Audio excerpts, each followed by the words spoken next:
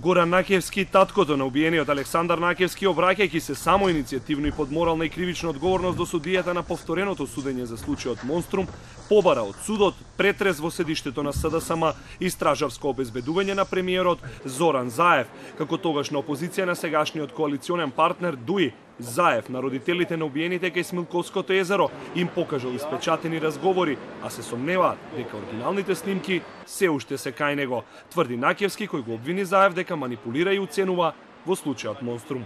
Кога бевме кај Заев, рече дека ќе ни даде 6 разговори државна тајна за 6 функционери на ДУИ, но подоцна тие станаа 5. ДУИ тогаш беше нивни противник. Заев ни ги покажа транскриптите, ни го посочи Невзат Бејта и ни покажа транскрипт од разговор меѓу Невзат Бејта и обвинетиот Фейзи Азири. Не го исполни ветувањето. Од политички причини не ни ги даде тие 5 државни тајни.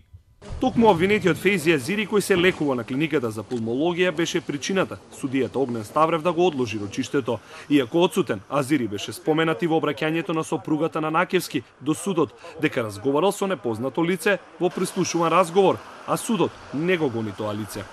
Вчера сонував еден многу лош сон, како му ги врзав рацете на момчето, па плачев, па сега си велам да не се израдувам, да не го довршив тој никаквец.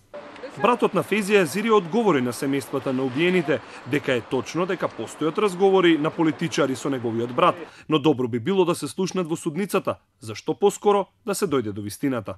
Мојот брат бил близок со ДУИ, пошто ние сме определени, ние сме демократска земја и сите ние сме определени кон некоја политичка партија. Можеби тогаш бил, сега не е, затоа се вика демократија.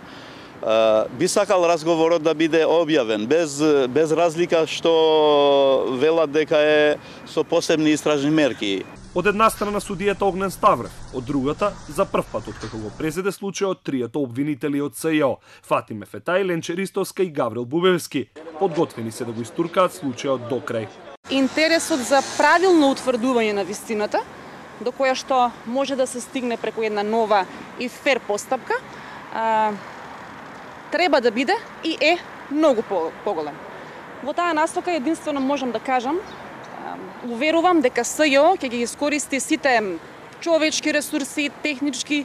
Преоѓањето на предметот од јавното во рацете на специјалното обвинителство беше едно од барањата и на одбраната на обвинетите, кој се надева на фер и брзо судење, иако не се согласуваат со дел од изнесените аргументи на блиските на убиените, кажани во судницата. Има разноразни верзии, опции, па и спекулации. Ова на нас како одбрана не ни е познато. Очекуваме дека специјалното јавно обвинителство поседува докази дури да детектира кои се стварните сторители на овој грозоморен чин. Пред Великден 2012 настрадаа 4 момчиња и Пред Великден 2012 беа убиени 4 момчиња и риварот Горче Стевковски, а кривичниот совет во Скопска единица осуди 6 мина обвинети на доживотен затвор. За пожалбата Врховен да го врати предметот на повторено судење, а четворицата обвинети кои се во земјава да се бранат од слобода.